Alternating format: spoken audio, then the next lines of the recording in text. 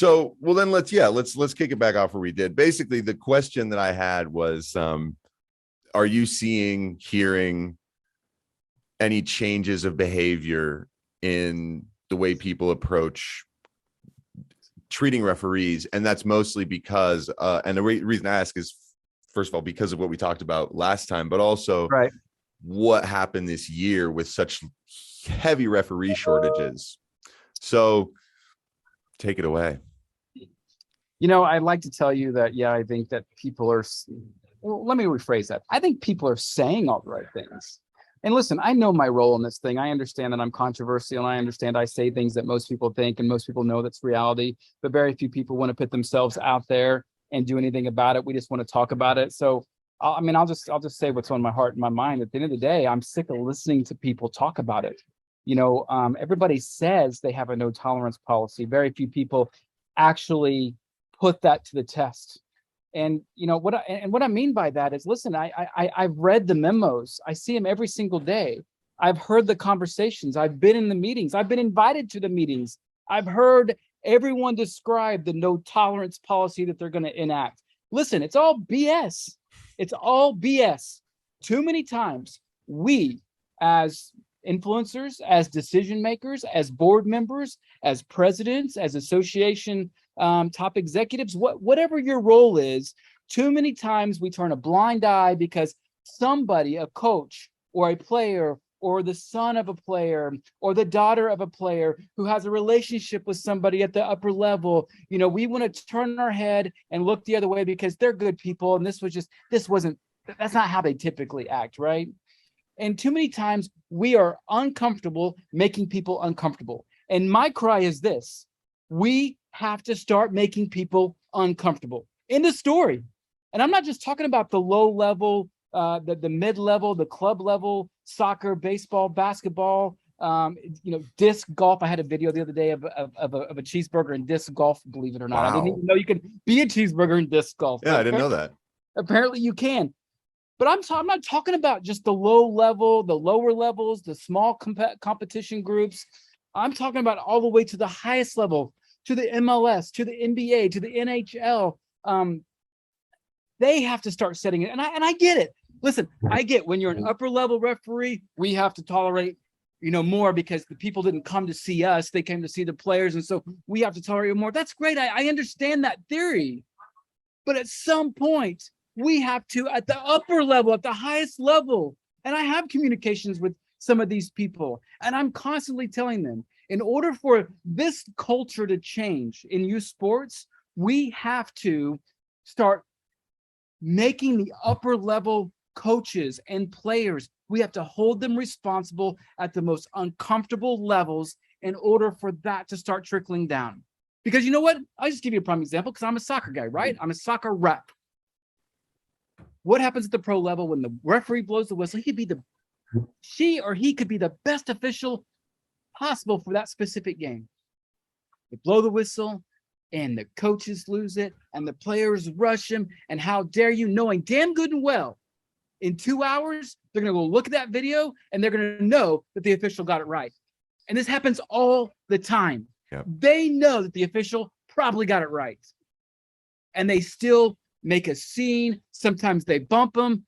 The words that are said, I don't even want to describe on your show the words that are said, but we're supposed to turn a blind eye because that's just part of the game. And so we have to change that culture at the biggest levels.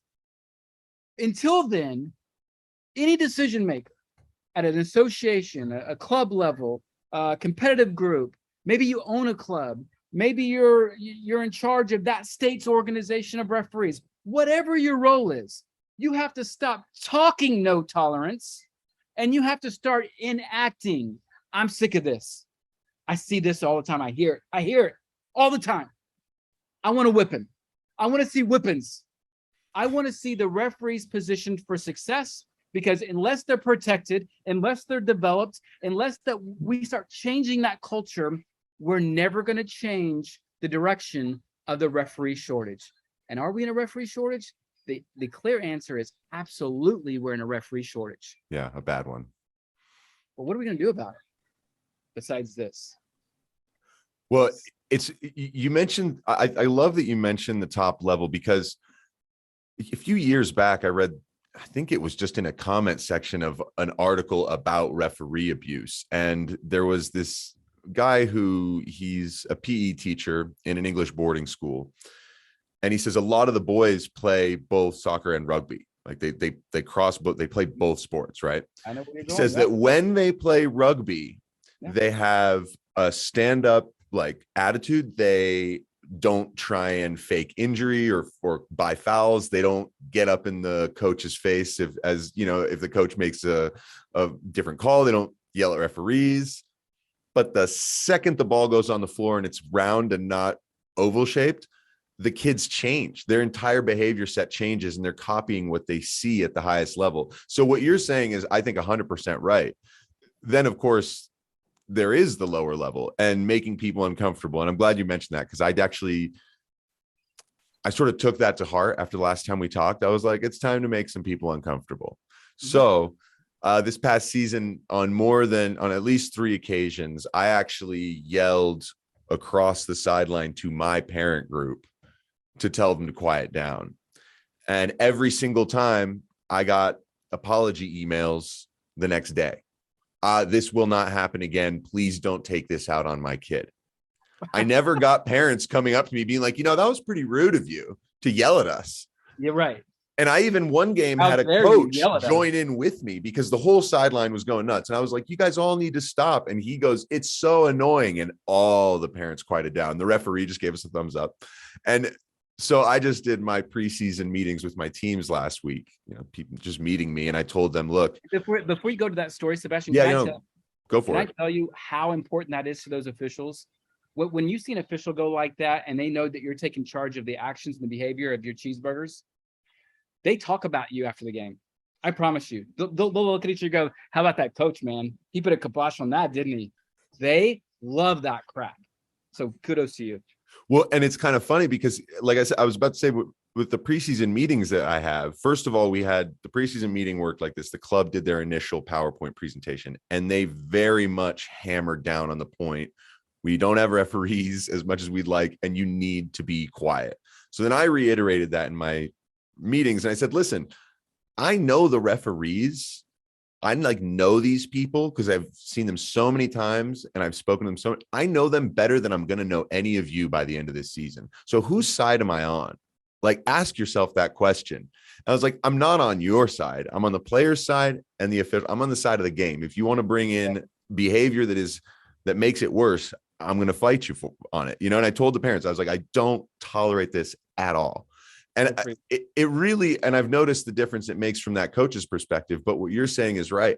You can't culturally heal this unless the highest level starts to change. And that, I think, is a very difficult one to fix. But I will say I was very, very pleased to see my own club make a very strong point about this. And that's why I opened with this question of, have you seen or heard anything different? I actually saw and heard something of a more impactful message, I would say, than I ever have before from the people I work for. So that gave me some. Well, and I think, and I'm glad. And listen, dude, I do see a little bit more of proactive expectation descriptions out there. And I'm just a little bit numb to it, to be quite frank, because of all the videos and all the communication, all the messages, all the texts that I get. Every day, and I don't even want to describe to you what my phone looks like on a weekend. But I want to emphasize the point. I think you did a great job on talking about the shape of the ball, and the shape of the ball in rugby, right? The shape of the ball in soccer.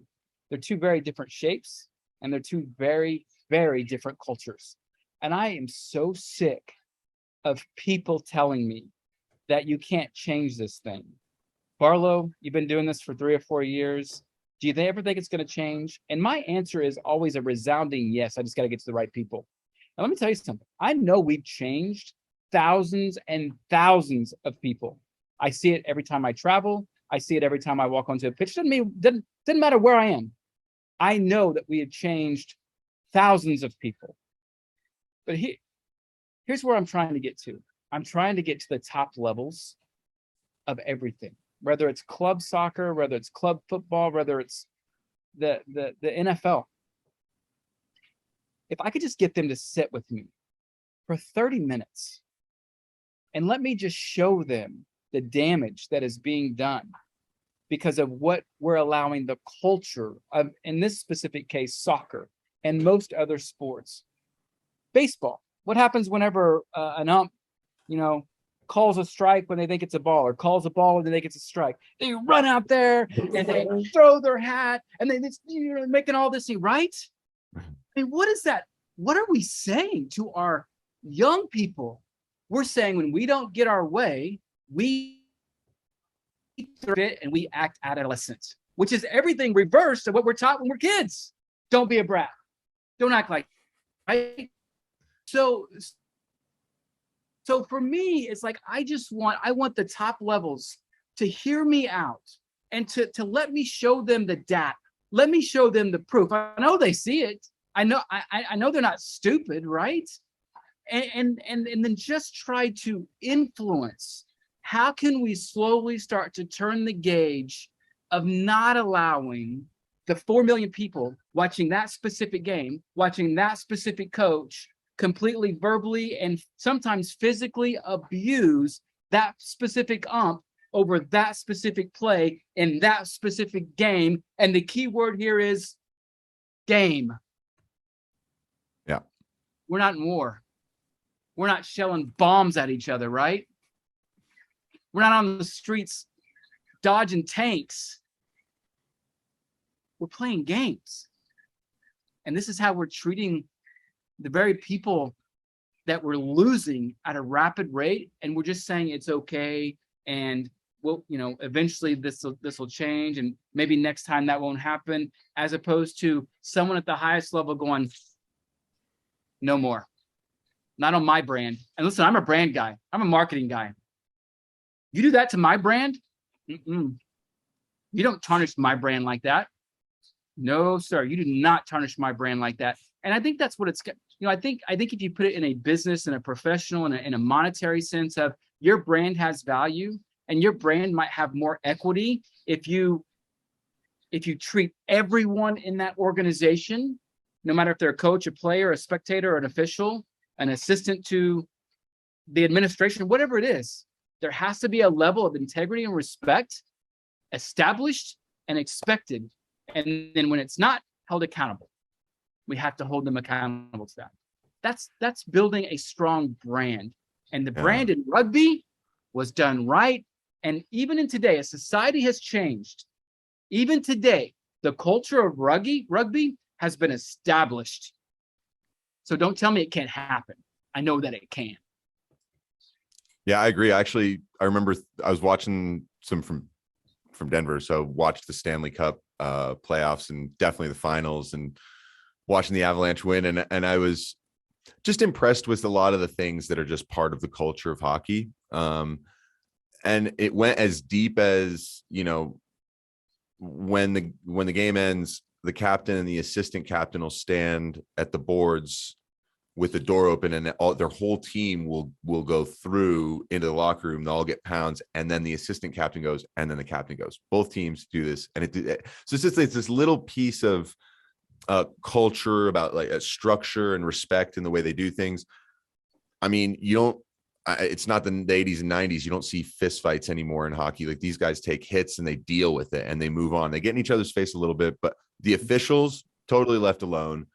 Even the punditry, right? The guys who are talking about the afterwards, they're not trying to make a mountain out of a molehill out of one call that maybe not. They're just like, move on. It's playoff hockey. Like, and so I thought that there's this whole thing within hockey culture that is move on. It's a game. Let's go. Let's compete. And it's a stark contrast to what we see in professional soccer, where it's very difficult for players to move on from an incident and just compete. That has to hold in somewhere. And then, of course, then you hear it on the news, the soccer news later, you watch the review show, they spend 20 minutes talking about 2 refereeing decisions. And you're like, we're not feeding the culture here correctly either from a media perspective. It's one of the things that drives me nuts when a show that's 1 hour long will spend 20 minutes on 2 refereeing decisions. You're like, this is the wrong message to send to people. So Bro, don't even get me started. I literally, this happened to me 2 weeks ago. I have a guy that's announcing a professional soccer game. He sends me a clip. I didn't know he was the announcer. The announcer is losing his crap on the call that the official made. I look at the clip. I don't know who he is.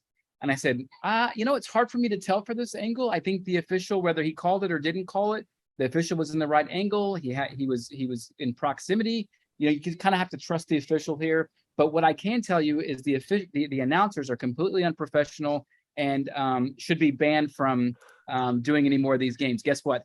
He was one of them. He did not like me saying that. And so he sent me a very hateful email back about he's been announcing for 35 years and he's going to announce and give his opinion. That's what he's paid to do. And I said, dude, you do your thing. That's all you, but you're wrong. Okay. You're wrong. And so it's okay to have an opinion. Just know that your opinion on that specific play was wrong. And you shouldn't be saying the things that you're saying about officials, especially if you're getting paid. So don't even get me started about officials and the influence that they have on officials. It's a sore subject for me. Yeah, and it's sore for me because it's basically they can talk about a lot of different things and get me a little bit annoyed. I think just a couple of days ago I watched France play against the Netherlands in the women's Euros in the quarterfinal, and there were multiple times I was like, what game are you guys watching? Like, or not so much that, but it seems like you want something to happen and you're almost commentating for it to happen. And then, it seemed as if they wanted Holland to win, maybe the Netherlands to win. It just kind of had that vibe to it, but they were criticizing calls, just criticizing calls, maybe that France was getting, oh, that's a lucky decision, or, things like that. And I found it really interesting because it starts to change the way some people will actually view the referee. Yes. And like me, of course, I know enough. I listen to the commentator and I go, you're wrong. But I think about the millions of people out there who listen and go, oh, that's true. And I'm sure that's gotta drive you crazy because it is very consistent that I hear that. And if you talk about the highest level needing to change the culture, there's also a media issue, right? It's like there's one extra layer to think about. Yeah, I mean, and that's so true. I mean, the media has fed off the problems that society have enacted in youth sports and in some degree even professional sports. I mean, you've seen the videos of people fighting in the stands at pro football games, and so I think the media they're just as responsible for this behavior as anyone else. What do you see? What do you see on a post game? You see, they question the officials, and the officials, they had to have got this wrong, and this shouldn't have been called, and they don't dissect the play. They don't understand. Listen, officiating in every sport is very, very subjective. And one foul in one game might not be a foul in another game. And that's what most people don't ever understand, especially once you get to the highest levels of officiating. Every specific game has its own game flow and its own management style. And every ref kind of conforms to that specific game. And youth officiating, it's more about let's keep everybody safe. Let's blow the whistle probably a lot more than we should at the upper levels because we don't want little Sally and little Sammy to get hurt. And so we tend to blow the whistle a lot, and that's okay. So I just wish people understood that there's a true pageantry and there's a true art form and there's a true mental track that you take when officiating. And everything is very gray and very subjective. And now take yourself out of the proximity, take yourself out of the angle. If you're not in position, if you don't have the right angle, then you tend to not call something that you don't call something you don't see. And so people then tend to think, well, you missed that call. You're right. I probably did because I didn't see it. I didn't have myself in the proper angle, or I wasn't close enough. And there's so many variables. And so the only thing that I ask is can we just, as adults, as spectators, watching, whether you're watching pro athletes getting paid millions and millions of dollars, or you're watching little soccer Sally and soccer Sammy on the pitch, can we just act like we're adults? Can we not act like we're spoiled, rotten children at games? Can we not get in fistfights? Can we not yell verbal, insults across the field? Can we not go attack the coach because he didn't play little Sally or little Sammy? Can we leave the 16-year-old girl that's on her third game on a Saturday on 100-degree temperature, getting ready to do her fourth game? Can we not follow her to the clubhouse and yell at her? I mean, these are all basic requests, but they're not being followed, and we're not acting responsible, and we're running off refs. We're not even able to develop most of our officials because we run them off because we're so hateful and we're so judgmental and we're so irresponsible and we're so just fed up with toxicity within our games and within ourselves, and we're so angry and we're so mad, and we have to point fingers and judge somebody and all that stuff over a game. This does not make logical sense, Sebastian. No. Does not make logical sense. But where you just touched on the fact that there's a certain level of nuance that people miss, that games are different one to the next, and that you as a referee, you have to take into account everything about what's going on in the situation. You're actually really reading the emotional tone and reading the room. That's what you have to do as an official. One of the things I hear from high level players and coaches all the time is, we're just asking for consistency. Yeah. That was a foul last week. It should be a foul this week. That one to me I've always been like, it's just not like, don't you guys know how gray this sport is? That's always been interesting to me. And the fact that they say that, it shows that they haven't put themselves in the mindset of an official and what the calls are. And then the next thing that they all say is, none of these guys ever played the game. We need officials that played the game. Now, that's the one that drives me the most crazy. Oh. And I'm wondering if you could actually take a second to explain one of the reasons why pro players don't become referees, aside from the fact that they just actually have disdain for the position. But there are some valid reasons why it doesn't happen as often. So God, you just loaded me up there. So number one, most are not mentally tough enough. I mean, you've got to be mentally tough. I'm not talking about thick skin. I'm not talking about that. I'm talking you have to be mentally tough your body is exasperated. Remember, we don't have positions. Officials don't have positions. They don't get subbed. They don't play one portion of the field. They're not a defender. They don't stay on the defensive third of the field. They're all over the field. With no sub, no water break. Okay, that's first off. So you have to have mental toughness, and you have to have your body prepared. It's physically exhausted. Let's just say you're on the 85th minute of a tied soccer match, and tempers are high, emotions are high, and let's just say you got a KMI, which is a key match incident. You've got a potential penalty kick. Is your body, is your mind, do you trust your decision-making skills? Are you in proximity and angle to confidently sell a PK decision that's probably going to award a win? Because when you get a PK, you're giving a goal, basically, right? So are you mentally tough enough to be confident to sell that decision, be in proximity and angle? Your body's conditioned, your mind's conditioned. You know the laws of the game. You know how to sell the call. You know the heat that's going to come. You know all the options you have when all the players come to tell you how terrible of a referee you are and how terrible that decision was. So put all those parameters in. You have to be mentally tough, physically fit, and mentally tough. So that's number one. That's why most people will never transition into being a soccer official. All right. So that's number one. Number two, if I had $1 for every time I heard the phrase, I'm just looking for consistency, I would have several dollars, if not millions of dollars. A Not lot. just from me as an official, but from me watching other officials as well. Listen, consistency to you is not consistency to that specific game. All right. You don't get what you want because you're thinking as a coach or as a player in a very biased manner. You don't get to entertain what consistency, you don't get to describe or label what consistency is for that specific game. You don't get to.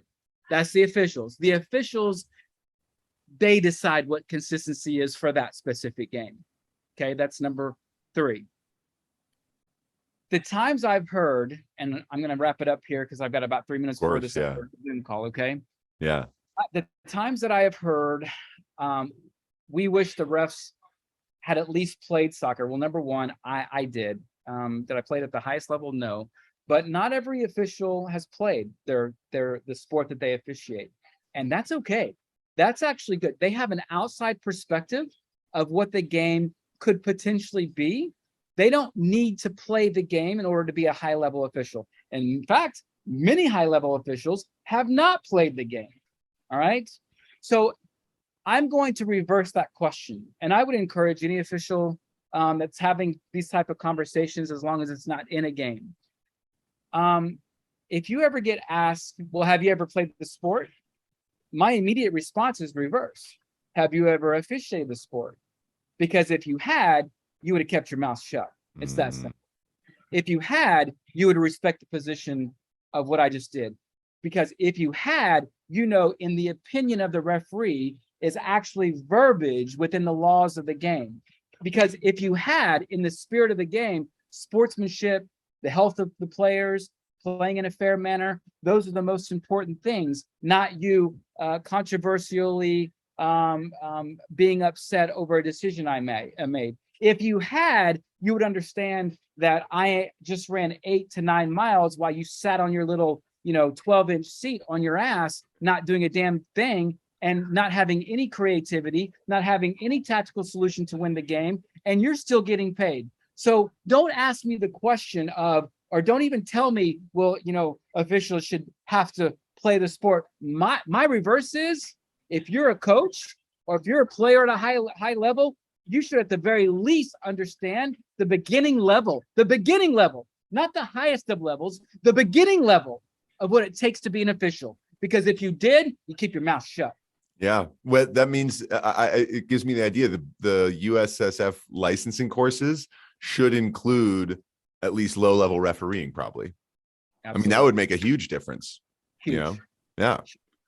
Yeah. You and I just come up with great ideas every time we talk. We'll obviously have to do a part 3. I keep joining you. And I don't join everybody. When they ask me to come back, sometimes I don't come back. Well, I really appreciate it. And at some point, you and I'll have to get a fair chunk of time. But it seems like there's always something that makes that pushes us to really, be snappy. Whether our time gets constrained, your computer almost melts, but we figure it out every time. Almost every day is like this for me, my friend. Everyone thinks, well, you're just a referee and you referee for a living and you have the offside page and by the way, everyone thinks I'm making millions of dollars on the offside page. It couldn't be further from the truth, but that's too bad. This it is. Some way I hope to get my money back on this thing, but that's not even the main reason why I did it or why I do it on a day-to-day basis. But if people only knew that this little project that I started many years ago, if they only knew the amount of money that it takes and the amount of time that it takes away, they would probably be a little bit more nice or respectful in terms of what we're trying to accomplish on the budget that we're trying to accomplish with. But and your energy too. Look, your energy is what it's always been one of the things that I'm most grateful for, what you bring to the table. So keep going. You got a 3 p.m. You got to go and make that happen, and we'll do this again.